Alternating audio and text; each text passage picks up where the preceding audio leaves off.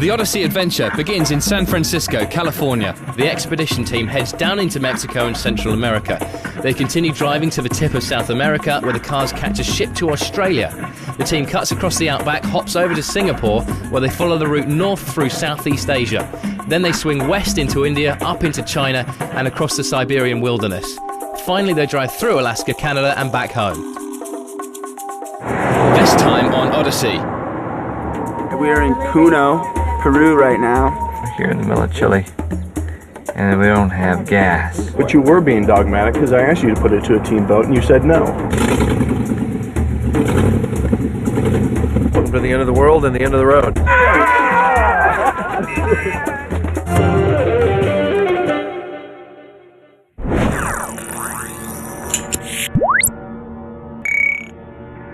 We're in Puno, Peru right now, which is on Lake Titicaca, which is the highest navigable lake in the world, they say.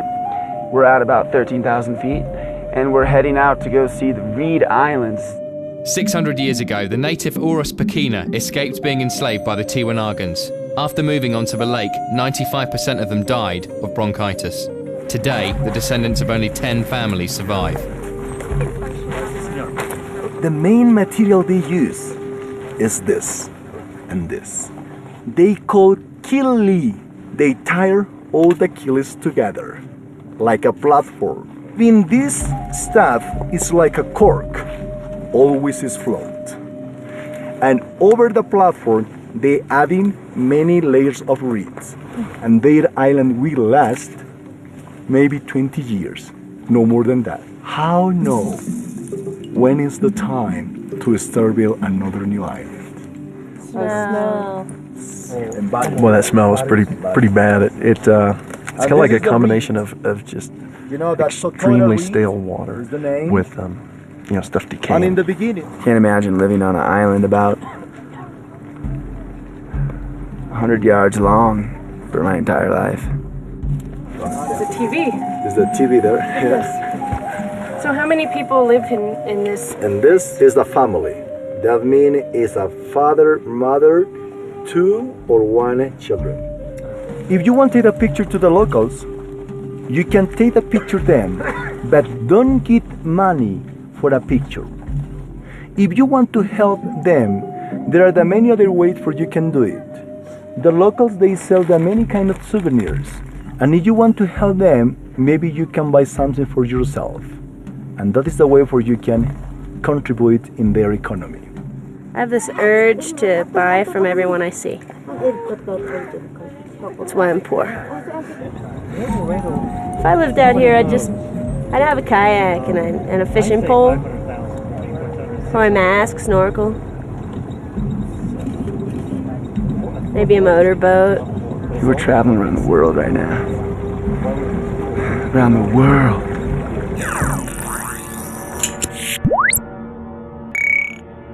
It's another border crossing, and the process is becoming routine. Nancy, we're gonna go to exit stamp, so you just stay with the car. And Shanda, you stay. I guess Nick will come. Exiting's always easier than entering, so should be done in about 5 minutes. Hopefully it's not pain in the butt. Sometimes it is, sometimes it's not. Good for 30 days. So it's right there. 30 días.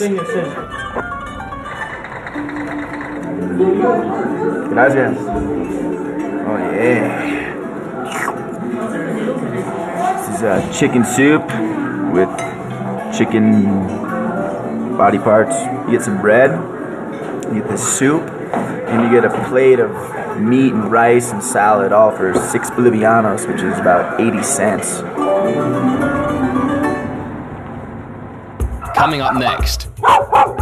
We're here in the middle of Chile, and we don't have gas. But you were being dogmatic because I asked you to put it to a team vote and you said no.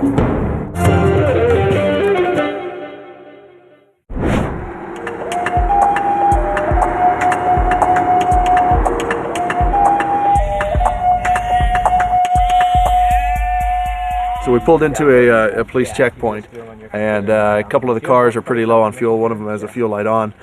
We asked the officer how far to gas. He says 250 kilometers to the south. And he said there's a town about 100 kilometers south of here, but we got to go off to the right or to the west to get to that. But that's 100 kilometers, and I don't think we got enough gas to make it there. They say there's no more gas for like another 150 kilometers. Okay. So what do you think about that? He's fucking retarded. We have 4 jerry cans on each vehicle that we should have filled. We've been making that suggestion at every gas station. It hasn't happened yet. Gas station is between 1 and 4 kilometers up this way. Neil got directions, so we're okay on gas, which is good because it would suck to run out of gas. Actually, it wouldn't be so bad. I mean, the temperature is really nice and it's a really beautiful area. All right, do it.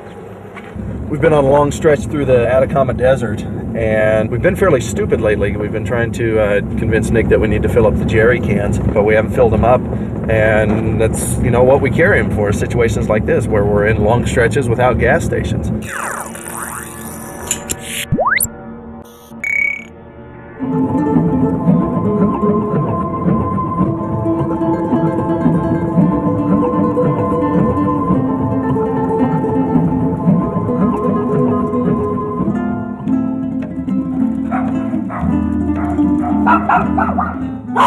Here in the middle of Chile, and we don't have gas. What if they don't have gas here? If we don't have gas here, we need to stay here because I'm out of gas. Right. The guy who sells it left yesterday for Iquique. So there's no gas here. But he says that there's a town called Maria Elena, 90 kilometers south. South. South, like the direction we're going. So I mean, we really don't have a lot of gas is it worth to siphon. exploring other options? Well, I've asked 4 people in town. They've all said the same thing. I can go ask some other people. Maybe they know someone who's got a couple of gallons to sell. Let me ask this guy. Hey, señor. Hey, ¿tú sabes si estamos buscando para gasolina? Pero el quien de allá no tiene, y un hombre allá que se fue a Iquique. ¿Gasolina? Sí. ¿Tú sabes alguien aquí quien tiene gasolina? ¿Pero cuánta gasolina necesitamos? Sí, para llevar todos los carros allá necesitamos como 100, 120 litros. Pero a menos de emergencia como 30 o 40 litros. Yo te podría salvarte con 20 litros para que llegue y vaya alguien a buscar y después los venga a alcanzar hasta donde vayan los otros. Sería lo único. Come on, let's chill. Let's chill for a while. I mean, a quarter tank per vehicle should get us to Maria Elena. A guy around the block that can give us 30. 30 liters? So we're up to 50 liters we can buy. That ought to give each vehicle a quarter tank. But you want to use 50 liters. Okay. Because that guy's got 30. Got 30. This guy's got 20.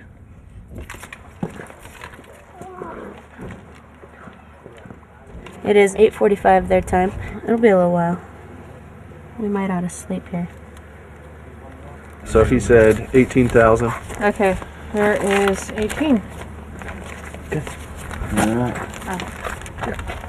Gracias. I'm not exactly sure what diesel looks like, but it doesn't exactly smell like diesel. I think diesel's. Smell that. Let's see. It smells like gasoline. It smells a little It bit. smells dirty. more like gasoline than the other stuff. All right, so we ready? Yeah. Okay. Tires are really low, so we must have lost some air somewhere along the way, and we'll get better fuel economy if we put air in the tires. Much better. It's a little loud, but I think we are waking this town up, although I don't see anyone out I think this town has some secrets, and I think we don't want to find them out. So we'll we'll fill up with gas and get out of here. Been here for like 2 hours and we've seen like maybe 3 people. We've now got at least a quarter tank in all the vehicles except for D1, my vehicle, and so at least 3 of them will make it. Now, with enough fuel to get them to the next town, the team pushes on. But it's late, the team is tired, and they're still hours from any destination. As you know, we need to get to Santiago, and we don't want to get there on a weekend. So then we rack up hotel bills, it's expensive for us. Justin and Nancy strongly advised against driving. I made the decision to continue driving tonight because we really need to eat miles. There's no middle ground. So What, you have another idea? drive an hour and then be done. I can't drive now. I'm cooked. I'm done. I mean, do Yeah, we I mean, know they- what's between here and Antofagasta? Not a whole No. hell of a lot. Not much. I do have to remind you all that when we set off on this expedition, I told everybody there are going to be some days where we got to do some driving, and I'm gonna say we need to do some driving. My mom crashed her car because she fell asleep at the wheel. That was your mom, though. It's not you.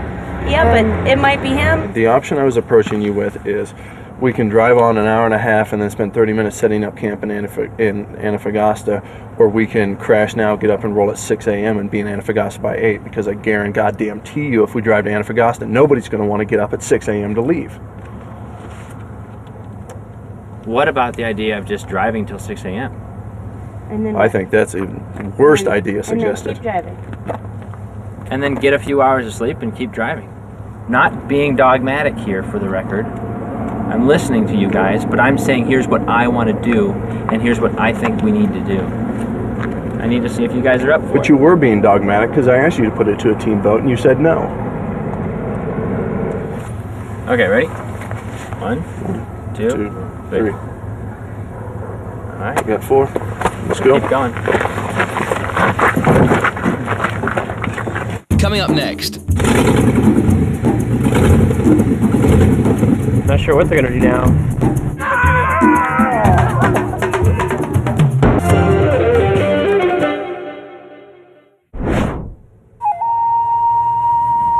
the road to Ushuaia proves to be difficult. Exhausted, the team pulls over for lunch. We have this new thing where at 1:15 my alarm goes off, and that signifies it's time to look for a place to eat. We all brought food, knowing that there's nowhere to eat along here. I have smoked salmon from just outside of Pucón, Chile. Some crackers, some cheese. The local cheese is like Gouda for the most part, and olives, and Diet Orange Crush. It's delicious. My teeth felt furry, so I figured I'd knock off the wear. It's been 4 or 5 days since I bathed, so I'm gonna jump in the river, enjoy its coldness. I'm gonna come out, I'm gonna soap up, jump in the river again.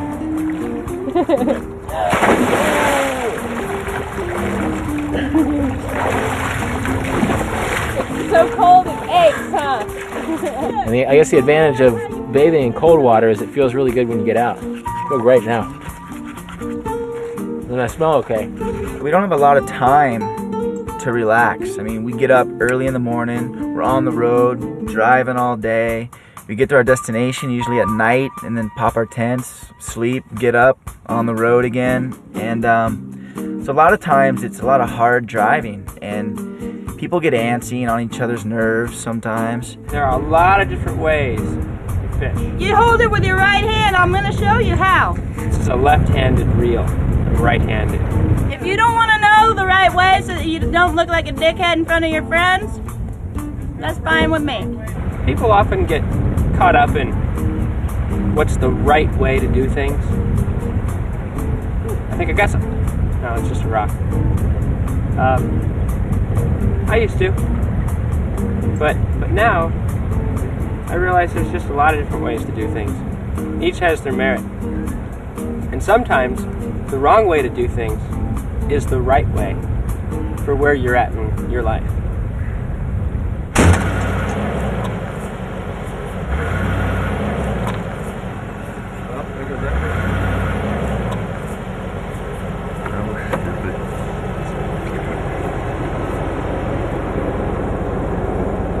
That's not good, yeah. Oh, fuck. Route 66. Right through Route 66. First bit, sheet metal. So, kind of in a rush to get going. Nick's a little wound up, but we'll get on the road and get going south down Highway 7 through Patagonia, and it'll be a beautiful driving day. So, let's roll out.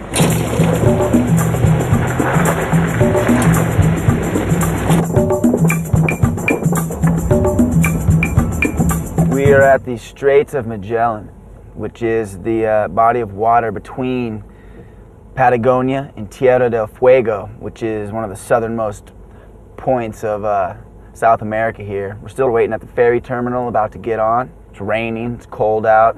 The further south we go, the worse the weather gets. As the team waits to load the ferry, trouble arises down on the beach. This bus is getting off of the boat, and it was too high centered.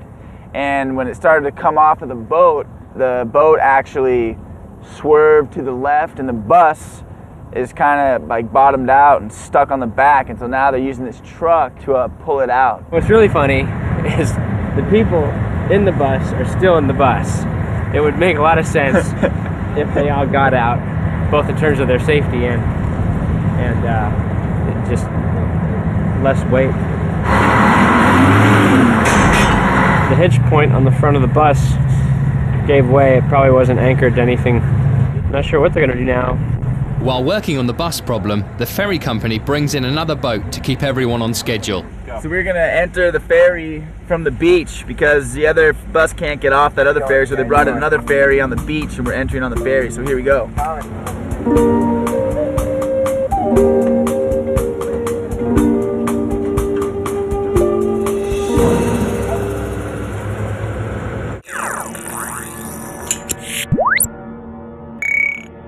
So Ushuaia is the southernmost city in the world, but now we're actually driving to where the road ends, like where you cannot go any further. But this is the end of the road. We were greeted with some barking dogs, and we are here, the end of the world. So let's get out and slap hands. Hola, ¿cómo está? ¿Qué tal? Bien. ¿Cómo está? Bien, bien. Y así es el fin, ¿no? El fin de la calle. El fin. We're at the end of the road. We're as far as we can drive south. Bienvenidos a fin del mundo y fin de carretera. Welcome to the end of the world and the end of the road. This is as far south as you can go. It's been 104 days and about 14,000 miles, but we're here. It's a little disappointing that there's no actual like cliffs of insanity here. It looks a lot like Maine. We made it to Ushuaia, the southernmost city in the world, which is a really cool experience for the team because that's what we've been driving toward for the last 3.5 months. But we had to turn around almost immediately after we got there because we got word from our freight forwarder in Buenos Aires that the ship is leaving on the 17th. And so that gives us 3 days to travel 2,000 miles to get up there and catch this ship to get our cars on their way to Australia. Otherwise, we got to wait another 4 weeks before we could catch another boat. As long as luck stays in our favor, we should make it.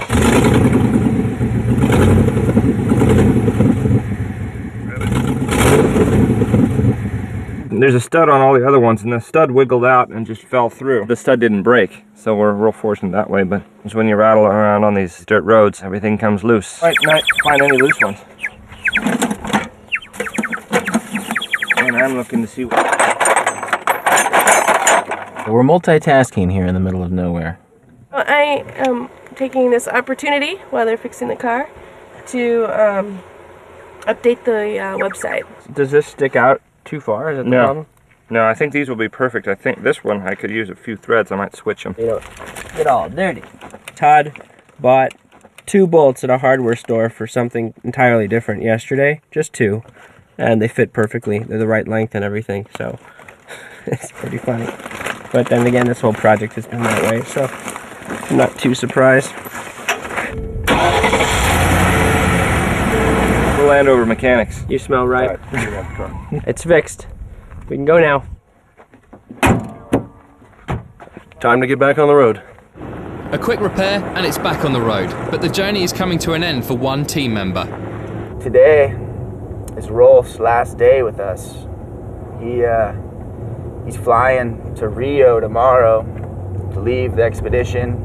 He only signed up for the first 3 months of the trip, and this is the end. It feels like I'm leaving early, but I actually got to stay longer than I had planned. It's been a great opportunity to travel in an extraordinary way, you know, to be able to drive yourself from San Francisco to the tip of South America is an amazing thing. And I think some of my best memories of the trip have actually come out of team situations, just sort of the camaraderie of being in these new places with people that I've come to enjoy and respect. Though sad to see Rolf go, the goodbyes must be short. The team has 56 hours to drive 2,000 miles. The ship is leaving from Zarate for Australia. I've been wearing this shirt for 2 days, and these pants for 2 days. 2 days is kind of my limit. We're on dirt roads the whole time. Super dusty. Just dust everywhere. It's getting in our equipment, and just a couple people are getting sick because they're getting so much dust in their noses. A lot of allergies going on right now. It's like driving Highway 5 in California for 3 days. We're all pretty tired. We haven't showered in a while. And so it's going to be a long, stinky day. Got some beavers on the road. I'm happy to report to everyone that we have covered almost 400 miles so far today. Over. Dun, dun, dun, dun, dun, dun, dun, dun. Baby bear has the honey. Baby bear has the honey. That's just sad. After 3 days of driving, the team finally reaches their shipping port in Zarate with barely any time to spare. The ship comes in at 1 o'clock this afternoon and sails at 10 in the morning, so that's it. The cars must be cleaned and secured before they can be loaded onto the ship for Australia. Chaining stuff down so it doesn't get stolen. If someone wants it bad enough, they'll get it. But it won't be easy. Let's go, get these boats, or the cars on the boat. Can't think straight right now. I feel excited for our vehicles to have a nice exploration on the high seas. I feel happy for them. Oh, Nancy, hang in there. We'll see the cars again soon. Bye, cars! Bon voyage! On the next Odyssey. You want to know what the inside of a kangaroo looks like? Just look under my car. 2 cents on Nancy climbing the rock. I just had to climb it. We've come across a dingo. They're known to be pretty vicious, so I'm not stepping foot out of the car. I hate these flies! For more adventures, visit odysseyshow.com.